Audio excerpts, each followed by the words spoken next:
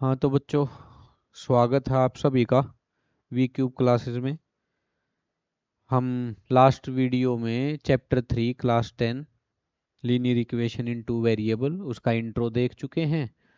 Graph आदि के बारे में पता लगा लिया था और हमने एक्सरसाइज 3.1 शुरू कर दी थी।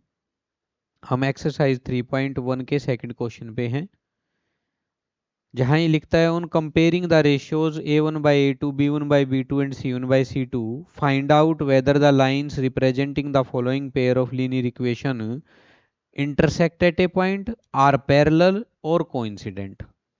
यानी कि बच्चों ये कह रहा है कि a1 by a2 b1 by b2 c1 by c2 की रेशियो को चेक करके ये बताओ, ग्राफ बना के नहीं, रेशियो को देख करके ये बताओ कि intersecting at a point, line graph एक पॉइंट पे इंटरसेक्ट करेगा क्या? ऐसा कोई ग्राफ बनेगा एक पॉइंट पे इंटरसेक्ट करने वाला, या पैरेलल बनेगा, अर्थात ऐसे लाइन पैरेलल आएंगी क्या, या वो कोइंसाइड, कोइंसाइड मतलब दोनों लाइन सेम होंगी, एक दूसरे के ऊपर लाई करेंगी, इनमें से कौन सा ग्राफ बनेगा? इसकी पहचान है केवल रेशियो देख करके। ये लास्ट वीडियो में हम देख चुके थे। तो इस प्रकार बच्चों हम इसको चेक कर लेंगे कि रेशियो कैसी है और उसी के अकॉर्डिंग बता देंगे इंटरसेक्टिंग, पैरेलल और कोइंसाइड। जैसे एक क्वेश्चन मैं आपके लिए करता हूं, फर्स्ट पार्ट जो है क्वेश्चन 2 का, इसमें एक इक्वेशन दे रखी है 5x minus 4y plus 8 is equal to 0। ये स्टैंडर्ड फॉर्म में है, ठीक लिखी है बिल्कुल। उसके बाद 7x plus 6y minus 9 is equal to 0। तो इनिशियली हम पहले a1 by A to b1 by b2 को चेक करेंगे। यहाँ a1 बाई a2 की वैल्यू है 5/7 और b1 बाई b2 की वैल्यू है coefficient of y with sign -4/6। अगर इसको हम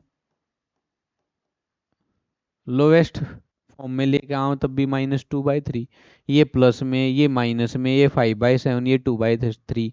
it means a1 by a2 is not equal to b1 by b2।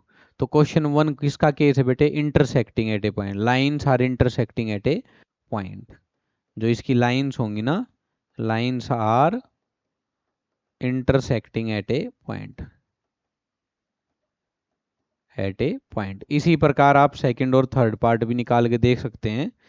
तो सेकंड पार्ट जो है 2x माइनस 3y 8 और 4x माइनस 6y, नहीं सॉरी थर्ड क्वेश्चन पढ़ लिया मैंने, 9x 3y 12 और 18x 6y 24। तो इसमें बेटा जो रेशियो बनेगी ना वो बनेगी 1/2 1/2 1/2, तीनों इक्वल होंगी। यानी कि सेकंड जो क्वेश्चन है वो ये बनेगा, सेकंड पार्ट कोइंसिडेंट वाला, सारी रेशियो इक्वल आएंगी। जबकि जो लास्ट पार्ट है थर्ड पार्ट वो ये बनेगा पैरेलल वाला। इसमें a1 बाई a2 6/2 और -3/-1, ये दोनों इक्वल आएंगी, जबकि c1 बाई c2 इक्वल नहीं आएगा 10/9। तो ये था आपका क्वेश्चन नंबर 2। अब हम चलते हैं क्वेश्चन नंबर 3 पे। थर्ड क्वेश्चन में कहता है ऑन कंपेयरिंग द रेशियो, इसमें भी रेशियो कंपेयर करनी है। Find out whether the following pair of linear equation are consistent और इनकंसिस्टेंट। ये भी मैं पहले ही लिख चुका हूं बेटे। कंसिस्टेंट का पिछली वीडियो में बताया था, जो हल होने लायक हो, जिसका हल हो सकता हो, सॉल्यूशन हो सकता हो, वो कंसिस्टेंट है। और जो एक ही पॉइंट पे टकरा जाए उसका यूनिक सॉल्यूशन आता है। यूनिक सॉल्यूशन, जो एक ही पॉइंट पे लाइन इंटरसेक्ट कर जाए, मीट कर जाए, वो यूनिक सॉल्यूशन। तो सॉल्यूशन हुआ, इसलिए ये कंसिस्टेंट। जो a1 by a2 b1 by b2 c1 by c2, इसका ग्राफ बार बार बहुत सारे पॉइंटों पे मीट कर रहे हैं, दोनों लाइनें बहुत सारे पॉइंटों पे मीट कर रही है, इसलिए यहाँ थे बेटे मैनी सॉल्यूशन या infinitely many solution, infinitely many solution.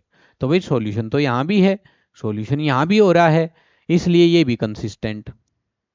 ये दोनों केस कंसिस्टेंट हैं, इंटरसेक्टिंग वाला और कोइंसाइड वाला। कोइंसिडेंट माने एक दूसरे के ऊपर आ गई लाइनें। जबकि ये इनकंसिस्टेंट है, क्योंकि जब लाइन पैरेलल होंगी ये कभी भी आपस में मीट नहीं करेंगी, और कोई भी मीट नहीं करेंगी तो इसका होगा बेटा नो सॉल्यूशन, इसका नो सॉल्यूशन, इसका कोई हल नहीं होगा, इसलिए इनकंसिस्टेंट है।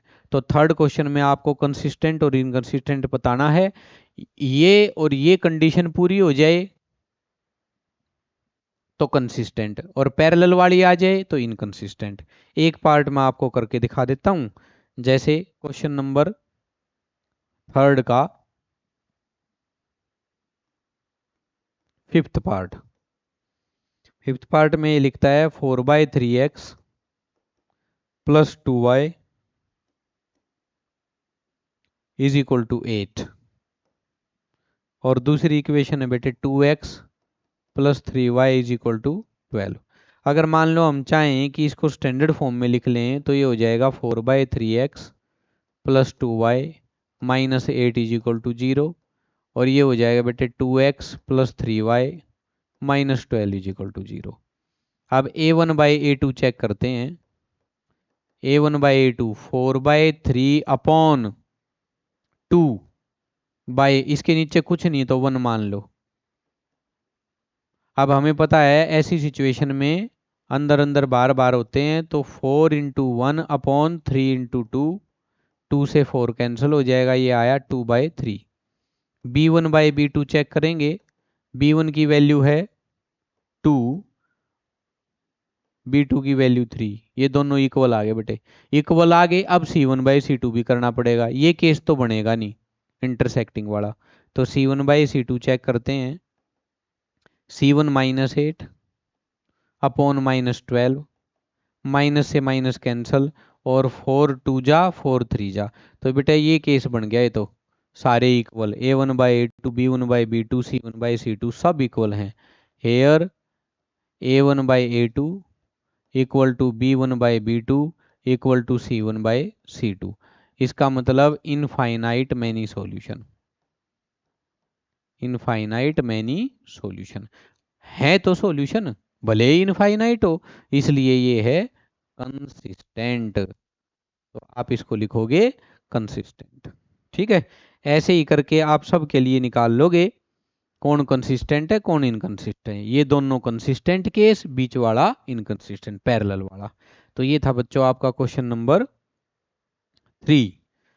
क्वेश्चन नंबर 4 में लिखता है which of the following pair of linear equation are consistent inconsistent, if consistent obtain solution graphically.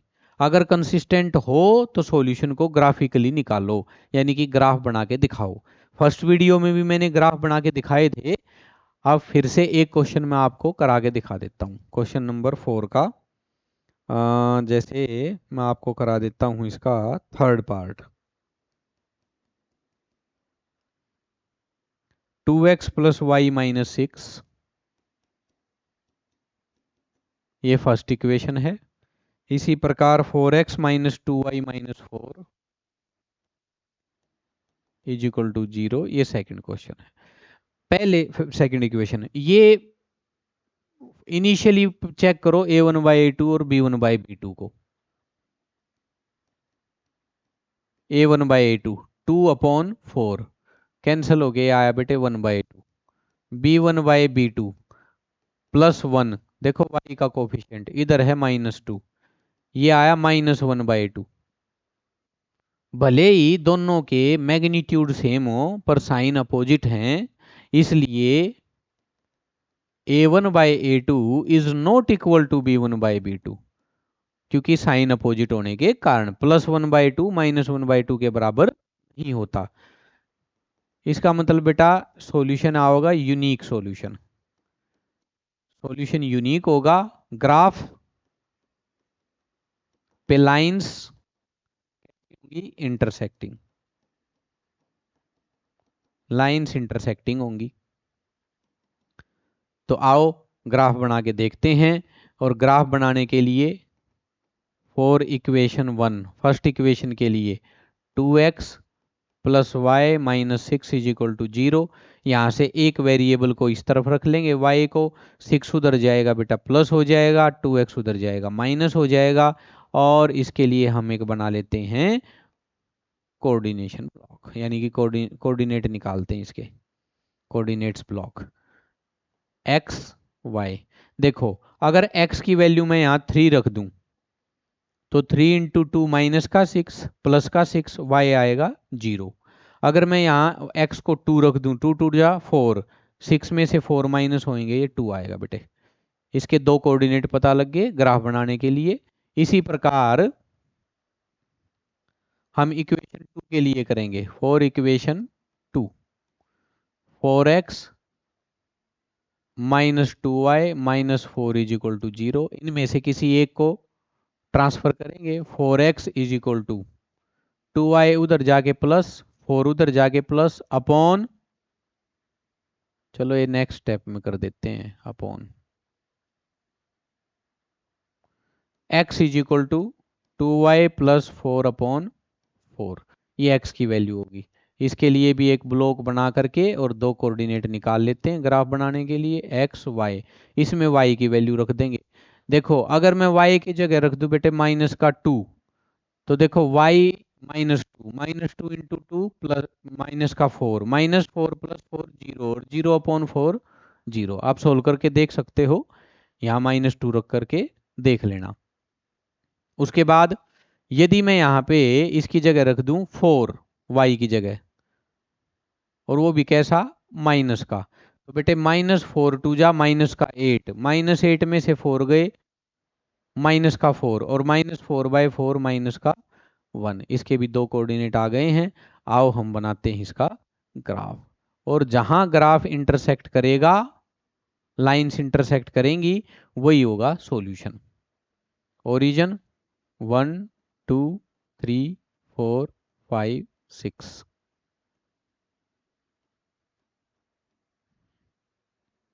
इसी प्रकार -1 -2 -3 1 2 3 4 1 2 3 4 -4 -3 -2 -1। तो इक्वेशन 1 के लिए देखो एक कोऑर्डिनेट है 3 0, x की वैल्यू 3 y 0, तो यही है बेटे वो पॉइंट, ये है 3 0। फिर है 2 2, x की वैल्यू 2 y की वैल्यू 2, ये पॉइंट है 2 2। और इसकी ये आप लोग ड्रॉ कर दोगे लाइन, ये फर्स्ट इक्वेशन के लिए है। फॉर इक्वेशन 1 आप पूरी इक्वेशन भी लिख के दिखा सकते हो। For equation 2x plus y minus 6 is equal to 0, ऐसा भी लिख सकते हो, ठीक है। और सेकंड इक्वेशन के लिए कोऑर्डिनेट लगाएंगे 0 -2, x की वैल्यू 0 यही है, y -2 यहाँ है, तो ये पॉइंट हो गया 0 -2। सेकंड है -1 -4, ये -1 है और ये -4 है, तो ये पॉइंट लगेगा बेटा -1 -4। इन दोनों को आप मीट कराओगे,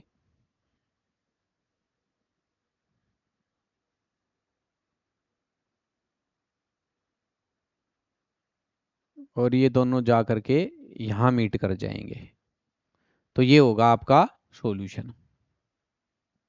जहां दोनों ग्राफ मीट करेंगे ये होगा इसका सॉल्यूशन, दिस वन। ये है फॉर ग्राफ फॉर इक्वेशन 2, ये ग्राफ इक्वेशन 2 के लिए या लाइन 2 के लिए, ये आपका सॉल्यूशन है, ठीक है। हाँ अब इसके हम बता देंगे कोऑर्डिनेट इस पॉइंट के, कि x की वैल्यू इसके सामने कितनी है, y की वैल्यू कितनी है, वही होगा इसका सॉल्यूशन। तो बच्चों ऐसे करके इस क्वेश्चन का बना दिया हमने ग्राफ, और ये ग्राफ की दोनों लाइनें कहाँ इंटरसेक्ट कर रही हैं, 2 2, अर्थात इंटरसेक्टिंग पॉइंट के ठीक सामने x की वैल्यू 2, y की वैल्यू 2। ये x एक्सिस थी बेटे, ये y एक्सिस थी, इसलिए सॉल्यूशन है 2 2, मीन्स x की वैल्यू 2, y की वैल्यू 2।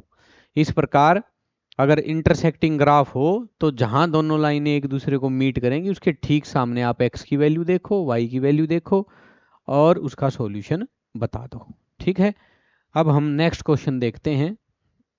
क्वेश्चन 4 के सभी पार्ट्स ऐसे ही होंगे, ठीक है। अगर नो सॉल्यूशन हो, ग्राफ पैरेलल आ जाए तो लिख के छोड़ देंगे नो सॉल्यूशन। यूनिक होगा तो एक पॉइंट पे इंटरसेक्ट करेंगी लाइनें, तो ऐसे उसकी कोऑर्डिनेट के अकॉर्डिंग एक्स वाई की वैल्यू हो जाएगी। अगर इनफाइनाइट में नहीं सॉल्यूशन का केस बन जाए, कोइंसाइड हो जाए दोनों लाइनें, तो आप लिख के छोड़ दोगे इनफाइनाइटली मैनी सॉल्यूशन। यूनिक में आपको पर्टिकुलर उसका सॉल्यूशन लिख के देना पड़ेगा, ठीक है। नेक्स्ट देखते हैं बच्चों, क्वेश्चन नंबर 5 है, half the parameter of a rectangular garden whose length is 4 metre more than its width is 36 metre. यानी कि किसी रेक्टेंगुलर गार्डन का पैरामीटर का हाफ, आधा पैरामीटर कितना है 36, और एक कंडीशन और दे रखी है कि लेंथ ब्रेड्थ से विड्थ से 4 मीटर ज्यादा है। तो आओ इसको सोल्व करके देखते हैं। क्वेश्चन नंबर 5, एक रेक्टेंगुलर पार्क गार्डन, इसकी लेंथ L मान लेते हैं, ब्रेड्थ B मान लेते हैं, ठीक है। Let length of rectangular garden is equal to L metre. अब मीटर में क्यों लिया बच्चों ये, क्योंकि देखो पैरामीटर मीटर में है तो भी लेंथ भी मीटर में ही होगी। Width of rectangular garden is equal to B metre. हम सबको पता है कि पैरामीटर ऑफ रेक्टेंगुलर गार्डन होता है 2L प्लस B, और हाफ पैरामीटर इसका हाफ, L प्लस बी का हाफ, 2 से 2 कैंसिल हो गया, L प्लस बी आ गया।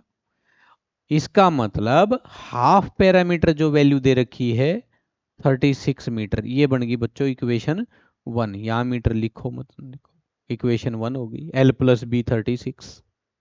इसी प्रकार एक और हिंट दे रखी है, आल्सो लेंथ और ब्रेड्थ में कंपैरिजन है। लेंथ 4 मीटर ज्यादा है, लेंथ ये ज्यादा है बच्चों, तो इसमें 4 ऐड कर दोगे आप, तो यहां से एक इक्वेशन बनेगी L minus b is equal to 4, ये होगी इक्वेशन 2। अब आगे ये लिखता है कि इन इक्वेशंस को आप डायमेंशन निकालो। Half the parameter of rectangular garden वाले क्वेश्चन में डायमेंशन निकालनी, डायमेंशन मतलब लेंथ और ब्रेड्थ निकालनी। अब देखो यहाँ कोई कंडीशन नहीं है किसी प्रकार की कि आप ग्राफिकली सोल्व करो, सॉल्यूशन ग्राफिकली ऑब्टेन करना है या एल्जेब्रिकली सोल्व करना है, तो आपकी इच्छा, आप चाहे जैसे कर सकते हैं। मैं तो ये रेकमेंड करूंगा कि आप इसके लिए ग्राफ भी बना के देखें। मैं एल्जेब्रिकली इसको सोल्व कर रहा हूं, ठीक है बेटे। तो L plus b is equal to 36 and L minus b is equal to 4, ये दो इक्वेशन है हमारे पास। तो बेटा इंट्रो वीडियो में मैंने बताया था कि एल्जेब्रिकली सोल्व करने के दो तरीके हैं हमारे पास, एक है सब्स्टिट्यूशन और एक है एलिमिनेशन। आओ मैं इसको सब्स्टिट्यूशन से करके दिखाऊं। सब्स्टिट्यूशन मेथड,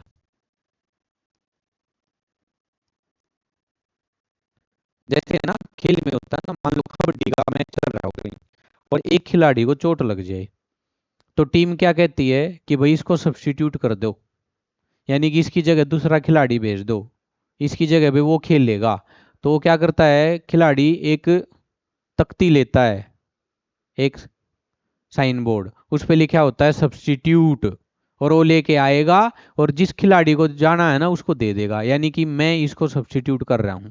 तो सब्स्टिट्यूट का मतलब आप किसी एक इक्वेशन से किसी एक वेरिएबल की वैल्यू निकालो और दूसरी इक्वेशन में रख दो। जैसे हम यहाँ लिखते हैं find value of L from equation 1 and put it in equation 2। Equation 1 से L की वैल्यू निकालो और इक्वेशन 2 में पुट कर दो। देखें इक्वेशन 1 है ये, यहां से L की वैल्यू होगी बच्चों 36 माइनस बी। अर्थात जहां इक्वेशन 2 में एल लिखा है वहां आप लिख दोगे 36 माइनस बी। नाउ इक्वेशन 2,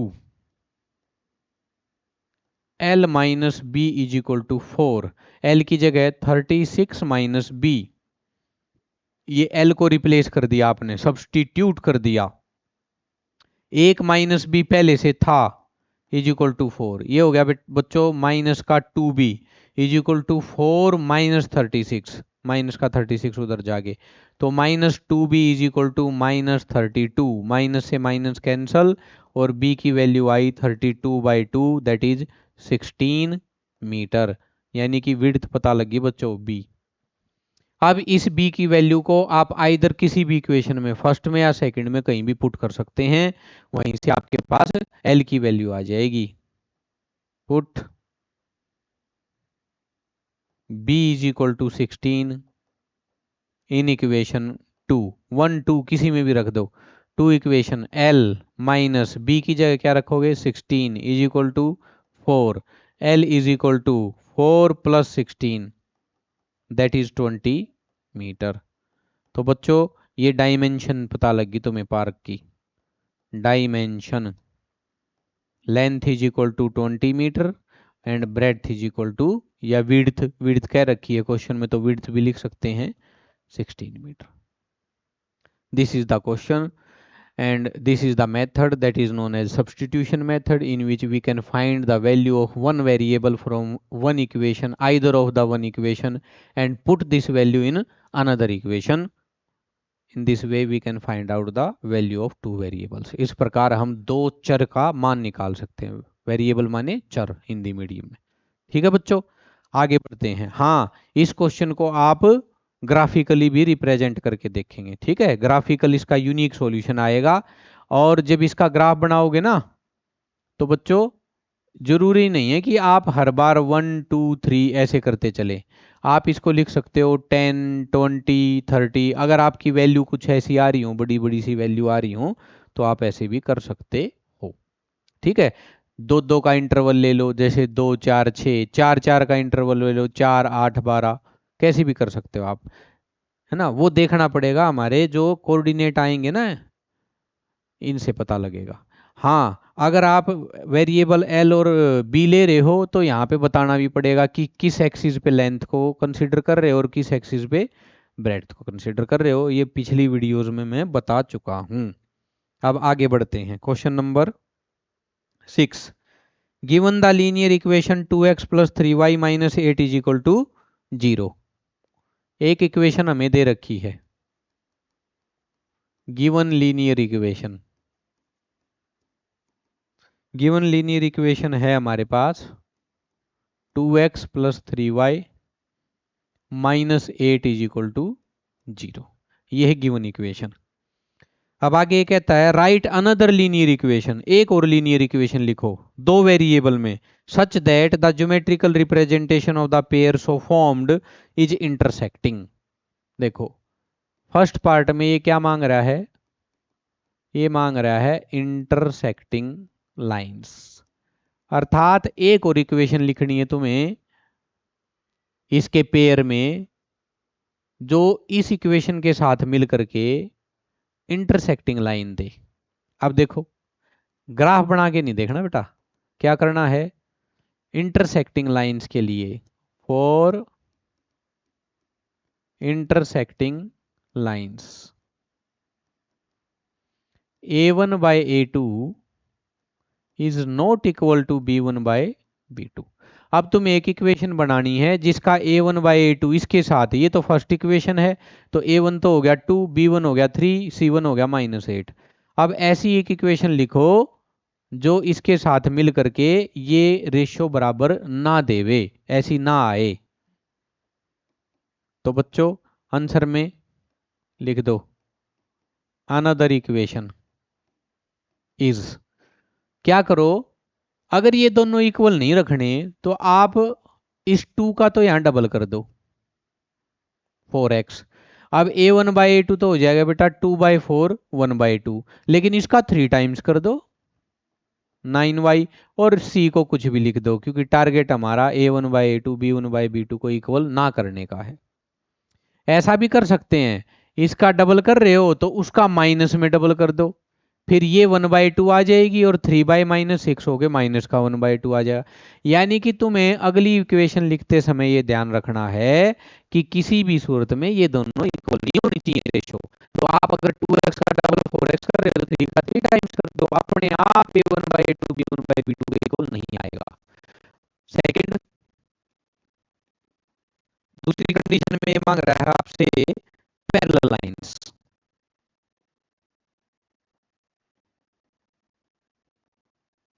अब बच्चों पता है हमें for parallel lines a1/a2 equal to b1/b2 but not equal to c1/c2। तो इसके लिए आंसर में क्या लिखोगे? अनदर इक्वेशन जो इसके पेयर में बनानी है तुम्हें। देखो अब ये दोनों तो इक्वल होने चाहिए a1/a2 b1/b2, तो क्या करो इन दोनों का तो डबल कर दो 4x + 6y। अब पक्का 2/4 1/2, 3/6 1/2, लेकिन यहाँ 1/2 नहीं होना चाहिए, c1/c2 ये नहीं होना चाहिए। तो आप क्या करो, इसको -8 का -8 ही रख दो, ये कट के 1 आएगा, ये दोनों 1/2 आएंगे। यही का यही रख दो, इसका साइन बदल दो, इस इन दोनों को 2 टाइम्स किया है उसको 3 टाइम्स कर दो, ठीक है ना। लेकिन सबकी रेशियो सेम नहीं आनी चाहिए। तीसरी कंडीशन, इसके लिए इसने पूछा है को इंसिडेंट लाइंस, यानी कि लाइन एक दूसरे के ऊपर आनी चाहिए। फॉर को इंसिडेंट लाइंस, यहाँ की कंडीशन क्या है, a1/a2 equal to b1/b2 equal to c1/c2। तो आंसर में क्या लिखोगे बेटे? आंसर में लिखोगे अनदर इक्वेशन इज।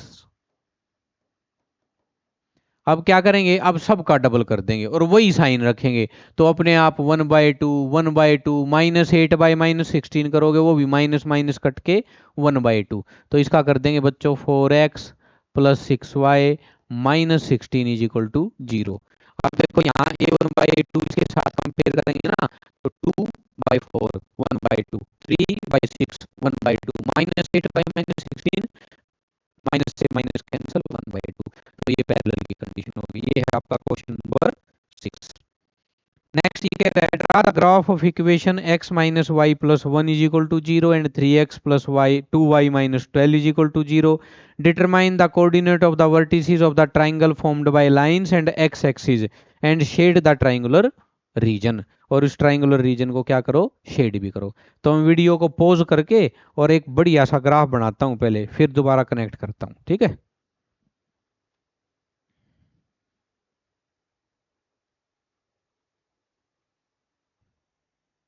तो बच्चों मैंने इसके लिए ग्राफ बना लिया है वीडियो को पॉज करके, क्योंकि बेटा टाइम बहुत लग जाता। थोड़ा सा बढ़िया सा नीट एंड क्लीन बना लिया है। अब फिर चर्चा करते हैं इसके ऊपर। देखो हमारे पास दो इक्वेशन थी, इक्वेशन 1 इक्वेशन 2। ये कह रहा था इनके लिए ग्राफ प्लॉट करो, draw the graphs for these equation, determine coordinate of the vertices of triangle formed by these lines and x axis and shade the triangular region. ये कहता है इन लाइनों ने और एक्स एक्सिस ने, इन दो लाइनों ने ये ग्राफ के लिए लाइन बनाई हमने। इक्वेशन 1 के लिए x की वैल्यू y -1, x और y के दो वैल्यू निकाली, दो कोऑर्डिनेट निकाले। ऐसे ही सेकंड इक्वेशन के लिए सॉल्व करके x और y की दो वैल्यू निकाली, यानी कि कोऑर्डिनेट निकाले। 0 1 ये पॉइंट कौन सा है, 0 1 ये रहा 0 1, ये पॉइंट है 0 1 ये लिखा है। फिर 1 2 ये 1 2 है बच्चों, ये रहा इसी के बगल में 1 2 ये इसके लिए है, ये वाला पॉइंट है 1 2। तो ये दो पॉइंट आए हमारे पास, एक ये पॉइंट और एक ये पॉइंट, ये आए हैं इक्वेशन 1 के लिए। तो हमने इन दोनों पॉइंटों से होती हुई एक लाइन ड्रॉ कर ली फॉर इक्वेशन 1।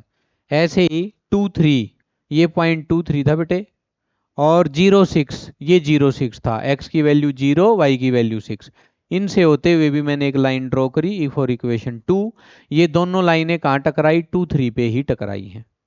इट मीन्स इनका एक यूनिक सॉल्यूशन है 2 3। मान लो बाय चांस ये तुम्हारे से पूछ लेता सॉल्यूशन भी इन इक्वेशंस का, तो क्या लिखते? Both given equation has unique solution. इसका यूनिक सॉल्यूशन दैट इज, और वो था बच्चों 2 3, क्योंकि 2 3 पे दोनों लाइनें इंटरसेक्ट की हैं। उसका सवाल ये था कि इन दोनों लाइनों ने, येलो लाइन जो ड्रॉ कर रखी है और एक्स एक्सिस, इन्होंने तीनों ने मिलकर के एक ट्राइंगल बनाया है। और एक ट्राइंगल का वर्टेक्स है ये ए, एक वर्टेक्स है बच्चों ये पॉइंट बी, और एक वर्टेक्स है ये पॉइंट सी। तो कह रहा है कि इन तीनों ने मिलके जो ट्राइंगल बनाया उसके वर्टिसेस बताओ। Triangle formed by both lines and x axis is triangle ABC. अब इसके वर्टिसेस बताने हैं। वर्टिसेस ऑफ ट्राइंगल एबीसी, यानी कि वर्टिसेस के कोऑर्डिनेट बताने बेटे। तो ए के कोऑर्डिनेट क्या होंगे, ब्रैकेट में लिखेंगे जैसे 9th क्लास में करा करते 2 3। ये एक वर्टिसेस ये बी, बी के लिखेंगे बच्चों, देखो बी है बेटा एक्स एक्सिस पे और इसकी एक्स की वैल्यू है -1, आगे लिखेंगे वाई इसके लिए 0। और सी के कोऑर्डिनेट लिखेंगे, ये भी एक्स एक्सिस पे है 4 और वाई इसके लिए 0। अब बच्चों यदि ये इसी क्वेश्चन को ऐसे पूछ लेता ना कि बोथ लाइंस और वाई एक्सिस ने जो बनाया ट्राइंगल उसके कोऑर्डिनेट बताओ, तो बच्चों वाई एक्सिस देखो ये बनाती। मैं अपनी ओर से एक्स्ट्रा बता रहा हूं तुम्हारे को, जरूरी थोड़ा ना वो एक्स एक्सिस से पूछेगा। Both lines and x axis, तो ये बनाती बेटे येलो डॉट वाला।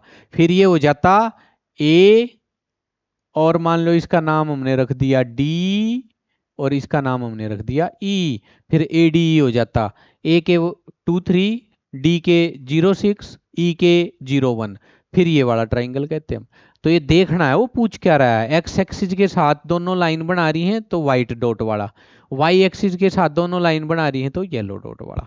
और हो सकता है बच्चों वो एक लाइन का पूछ ले, कह दे the line of equation 2 and both the axis, फिर ये बनता डी ओरिजन और सी। फिर बनता बच्चों डी ओरिजन और सी, समझो मेरी बात। इक्वेशन 2 के लिए पूछ लेता, इक्वेशन 2 दोनों एक्सिस के साथ मिलके कौन सा ट्राइंगल बना रही है, तो केवल इक्वेशन 2 बना रही है सी ओ डी। फिर ये वर्टिसेस हो जाते 0 0 4 0 0 6। या ये पूछ ले कि इक्वेशन 1 कौन सा ट्राइंगल बना रही है दोनों एक्सिस के साथ, तो ये होता बच्चों बी ई ओ, पहले वाली लाइन और दोनों एक्सिस। फिर ये छोटा सा ट्राइंगल बनता बी ई ओ। वर्टिसेस हो जाते 0 1 -1 0 0 0। तो इस प्रकार एक लाइन दोनों एक्सिस के बीच में ट्राइंगल पूछ ले, एक लाइन दूसरी लाइन दोनों एक्सिस के बीच में पूछ ले, दोनों लाइन एक्स एक्सिस, दोनों लाइन वाई एक्सिस, किसी भी प्रकार से वो पूछ सकता है। इस प्रकार आपकी एक्सरसाइज 3.2 भी हो गई है बच्चों कंप्लीट। अब हम चलते हैं एक्सरसाइज 3 नहीं 3.1 कंप्लीट होगी, 3.2 पे आ जाते हैं। इसको मैं कर देता हूं डिलीट। 3.2 देखो, 3.2 में ये कह रहा है solve the following pair of linear equation by substitution method. Question 1 में कह रहा है कि सब्स्टिट्यूशन मेथड से इसको सोल्व करो इक्वेशंस को। तो बच्चों मैं इसका एक तो करा रहा हूं आपको सेकंड पार्ट। इसमें एक इक्वेशन है s minus t is equal to 3, equation 1। और दूसरी है बच्चों s/3 plus t/2 is equal to 6। Substitution का मतलब अभी अभी हमने जाना था कि एक इक्वेशन में से किसी एक वेरिएबल की वैल्यू निकालो, दूसरी में रख दो। इक्वेशन 1 से निकाल रहे हैं हम s की value. From equation 1 we find value of s and put it in equation 2। तो इक्वेशन 1 लिखो बच्चों, s minus t is equal to 3, s is equal to t उधर जाके हो जाएगा बेटा प्लस का, 3 पहले ही प्लस का था। अब इस वैल्यू को put this value in equation 2। Equation 2 में आ जाओ। देखो 2 में पहले ही s के नीचे 3 है, इट मीन्स s को रिप्लेस करोगे तो t प्लस 3 के नीचे 3 हो जाएगा बच्चों, plus t by 2 is equal to 6। यहाँ एलसीएम लेना पड़ेगा, 3 और 2 का एलसीएम होगा 6, 3 2 जा 6, तो ऊपर वाला न्यूमरेटर 2 से मल्टीप्लाई, प्लस 2 3 जा 6, तो ऊपर वाला 3 से multiply is equal to 0। Bracket खोल लेंगे बच्चों, 2t plus 6 plus 3t upon 6 is equal to, अच्छा 0 हो गया ये, 6 सॉरी 6 है ये, ठीक है। इस 6 को उधर ले जाएंगे तो 2t और 3t ये मिलके हो गया बच्चों 5t, लाइक टर्म्स ऐड हो जाएंगी, प्लस 6 यूं का यूं, और ये 6 उधर जा करके multiply, 5t is equal to 36, ये 6 उधर जाके माइनस, और 5t is equal to 36 minus 6 30, तो t की वैल्यू आ गई बच्चों 30 अपॉन 5 दैट इज 6। t का पता लग गया है 6 है। अब t की वैल्यू को किसी भी इक्वेशन में रख देंगे, put t is equal to 6 in equation 1। Equation 1 उठाओ, s minus t is equal to 3, s minus 6 is equal to 3, s is equal to 3 उधर जाके प्लस हो जाएगा, s आ गया 9, तो तुम्हारा आंसर हो गया है s 9 है और t 6 है। ये दोनों वेरिएबल की वैल्यू है, ठीक है। ये है बच्चों सब्स्टिट्यूशन, एक इक्वेशन से एक वेरिएबल की वैल्यू निकालो और दूसरे में सब्स्टिट्यूट कर दो। ये सेकंड पार्ट था इसका।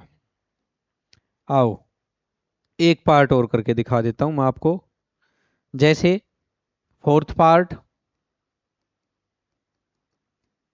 इसमें लिखा है 0.2x plus 0.3y is equal to 1.3, equation 1, और 0.4x plus 0.5y is equal to 2.3। अब बच्चों तुम्हारी इच्छा है, या तो आप पहले इसके पॉइंट हटा लो, पॉइंट हटा करके सोल्व कर लो, या पॉइंट समेत कर लो। पॉइंट हटाओगे थोड़ा इजी रहेगा। कैसे, देखो सॉल्यूशन में पहले इक्वेशन 1 कंसीडर करते हैं, 0.2x plus 0.3y is equal to 1.3, इसको लिख सकते हैं 2/10x plus 3/10y is equal to 13/10, ठीक है। अब बच्चों यहाँ दोनों 10 हैं तो एलसीएम 10 ही लोगे, तो ऊपर कोई चेंज नहीं होगा, 2x plus 3y is equal to 13/10, complete के नीचे 10, कंप्लीट के नीचे 10, अगर 10 ऐसे हो ना कि किसी एक टर्म के नीचे कोई हो नंबर और राइट और लेफ्ट में काट नहीं सकते, कंप्लीट के नीचे होना चाहिए वो। अब क्रॉस मल्टीप्लाई करोगे तो यहाँ भी 10 मल्टीप्लाई होगा इधर भी, या इस 10 को उधर ले जाओ,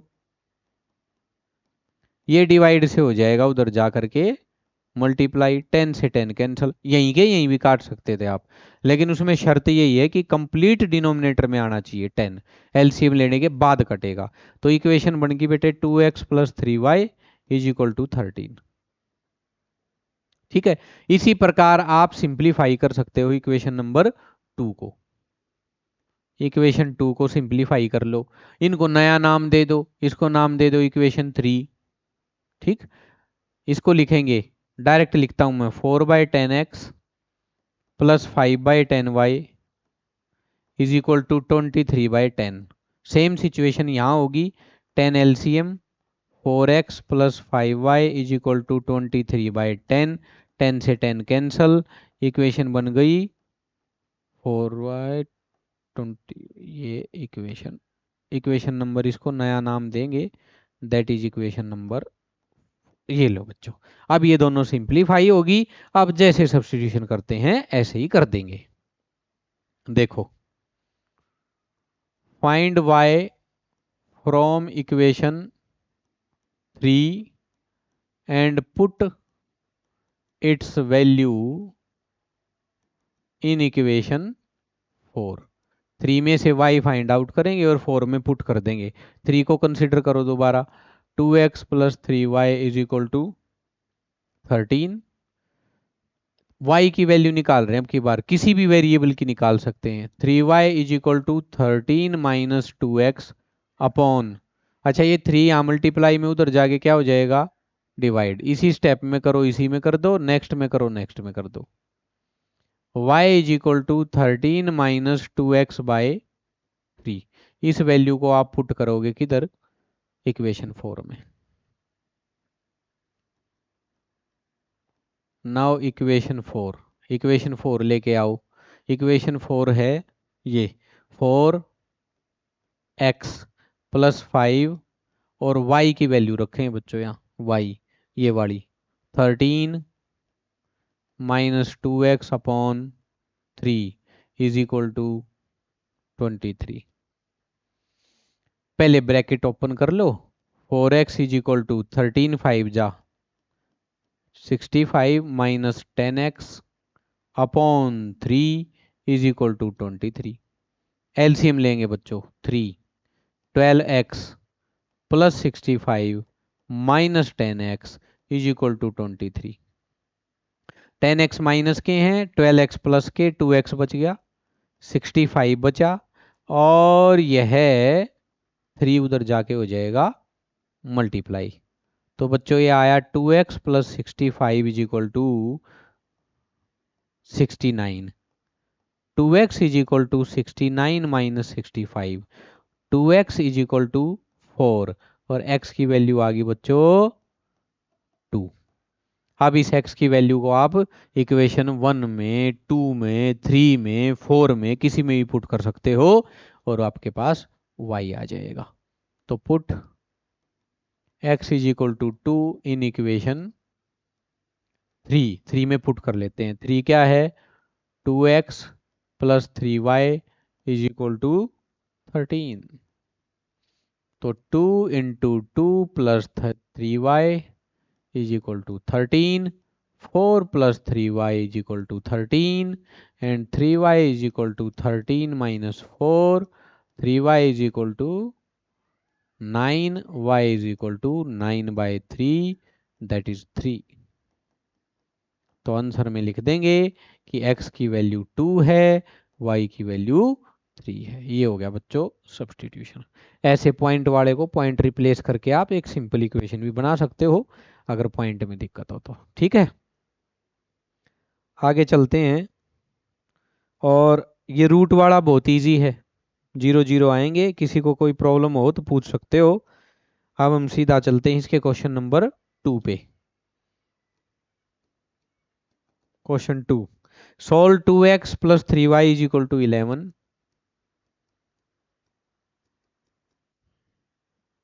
and 2x minus 4y is equal to minus 24। Hence find value of m for which y is equal to mx plus 3। यानी कि एक इक्वेशन दे रखी है बच्चों, y is equal to m x plus 3।